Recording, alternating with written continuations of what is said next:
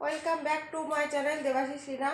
Good morning বন্ধুরা, কেমন আছো? আশা করি সবাই ভালো আছে। আজকে আরও একটা নতুন ব্লগে তোমাদের সবাইকে স্বাগত আর আমার অনেক অনেক ভালোবাসা। এই যে এখন সবাই ঘুম থেকে উঠে ব্রাশ করে আসলাম, এখন মশারিটা যে তুলবো, এখন মশারিটা তুলিনি। দিদার ওপরে মুড়ি ভাজছে, চলো তোমাদের একটু দেখাবো। দিদা মুড়ি ভাজছে, আমার ছেলে চা করেছে আজকে। চা করে এখন চাটা খাবো। চাটা তো খাই না, মানে চা ধরতে গেলে খাই না, বাড়িতেও খাই না, মাঝে সাঝে হয়তো একটু চা খেলাম। এই যে মুড়ি মেপে থুয়ে দিয়েছে আমার দিদা, এই যে মুড়ি ভাজছে। আর এইগুলো সব পাতা পাতা নিয়ে এসছে ওই মাঠের থেকে, ওই বাগানের থেকে অনেক পাতা পড়ে, তো পাতাগুলো নিয়ে এসে বস্তায় ভরে ভরে এখানে রেখে দিয়েছে। এগুলো এখনও গুছাই দিই, পরে গুছাবে আর কি, সাজিয়ে রাখবে, কারণ এত পাতা তো রান্নাঘরে রাখা যাবে না।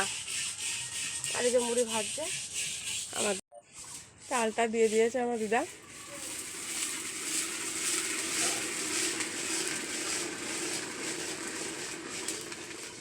মুড়ি হয়ে গেছে, একদম মুড়ি হয়ে গেছে, গরম গরম মুড়ি, হাতে ভাজা মুড়ি। না, হয়ে গেছে মুড়ি করা।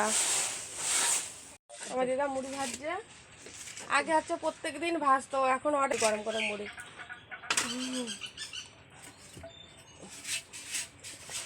যাই নিচে যাই।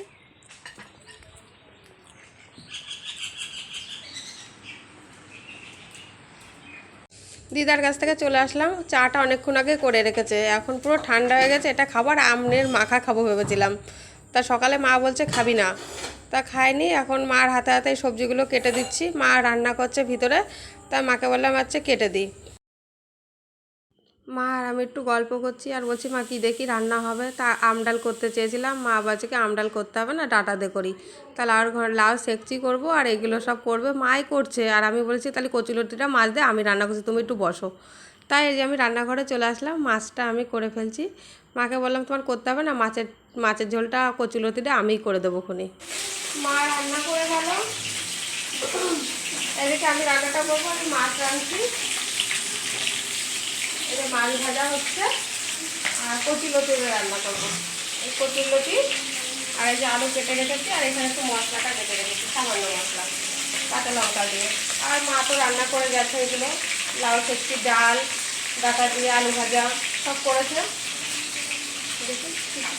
আর এখানে এগুলো সব কুচানো নেই, এদের সব এলোমেলো করে রাখা, এগুলো সব একটু পরে সব গুছিয়ে রাখিয়ে দেবো, সাজিয়ে গুছিয়ে রাখবো, যেটা দরকার হবে রাখবো, আর বাদ বাকিটা ইয়ে করবো। রেখে দিয়েছি, মাছটাও ভাজা হয়ে গেছে। এই করা মাছ নিয়েছি একবেলার জন্য, তো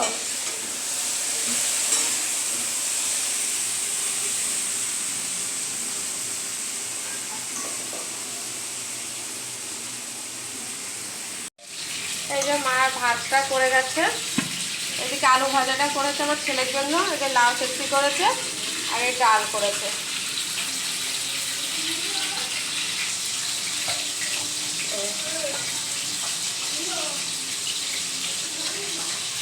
ডাটাতে মুসুরির ডাল করেছে, আর লাউ ওই যে সেচকি করেছে, আর এদিকে আলু ভাজা করেছে।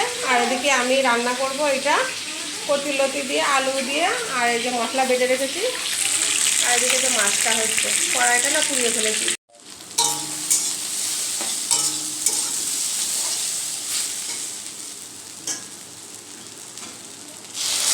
মশলাটা দিয়ে দিয়ে ওরা কষাবো।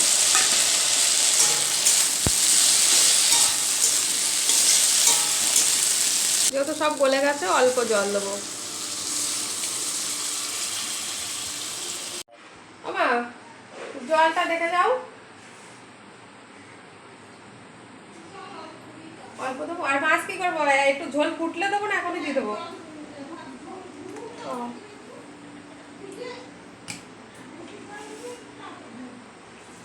ঠিক আছে।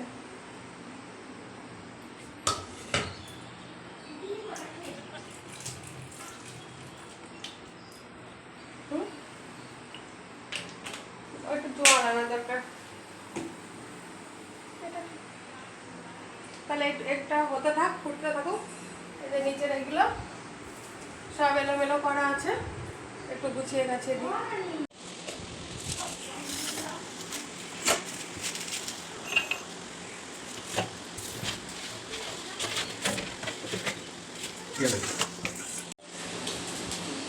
কচুর লতি দিয়ে মাছের ঝোলটা হয়ে গেছে, রান্না হয়ে গেছে। এবার ওই ভাতের হাঁড়িটারে ওই এক সাইড করে গুছিয়ে রেখে দিই, সব আর নিচে রাখবো না, যেহেতু এখানে থালা বাসন কোটো কাটা রেখে দিয়েছি, তা মাকে বললাম উপরেই রেখে দিই। তো এগুলো গুছিয়ে গাছিয়ে নিয়ে এবারটা হচ্ছে গ্যাস ট্যাস মুছে টুছে মেজে ঘষে তারপরে আসবো। সব কলপারে থালা বাসনগুলো রেখে আসবো, কারণ বেচিংয়ে মাজার অভ্যাস নেই তো, বেশ মাজতে পারবো না, আমার কলপারে মাজতেই সুবিধা হবে। তাই এদিকে গ্যাসটাও মেজে নিলাম, দিয়ে বেশ শুকনো ইয়ে দিয়ে কাপড় ছেঁড়া কি গামছা দিয়ে ভালো করে মুছে নিলাম। রান্নাঘরটাও পরিষ্কার করে দিলাম মায়ের। এই যে রান্নাঘর পুরো কমপ্লিট হয়ে গেছে পরিষ্কার করা, এবার খাবো। সব কাজ হয়ে গেছে, এই যে এবার রুটি খাবো, খাওয়া দাওয়া করে দেবো। দিদা রুটি গেল, দিদা রুটি করেছে, এখন রুটি খেয়ে নিই, তারপর তোমাদের সাথে কথা হচ্ছে। ভাত খাবো না, পান্তা ভাত ছিল, বেশ পান্তা ভাত করে খাবো, বেশ লঙ্কা খাবো না।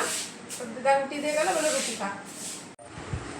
এখন এই যে ফুচকা খাওয়া দাওয়া হবে, ছেলেকে পয়সা দিলাম, বললাম ফুচকা নিয়ে আসো, কারণ ফুচকা খাবো বেশ টক জল টল দিয়ে, খুব খেতে ইচ্ছা করছে ফুচকা। তা বললাম, তা ফুচকা নিয়ে আসলো, ফুচকা খাওয়া দাওয়া করবো এখন। আর আজকে অনেক বেলা করে খেয়েছি তো, ঘুম থেকে উঠেছিও একটু দেরি করে, উঠে খাওয়া দাওয়া করেছি, বেলা করেই খেয়েছি। তা এখন বন্ধুরা, ভিডিওটা আজকে এই পর্যন্তই। কালকে নতুন ব্লগে দেখা হবে। ভালো থেকো, সুস্থ থেকো, আর অবশ্যই তোমরা সবাই আমার পাশে থেকো। টাটা।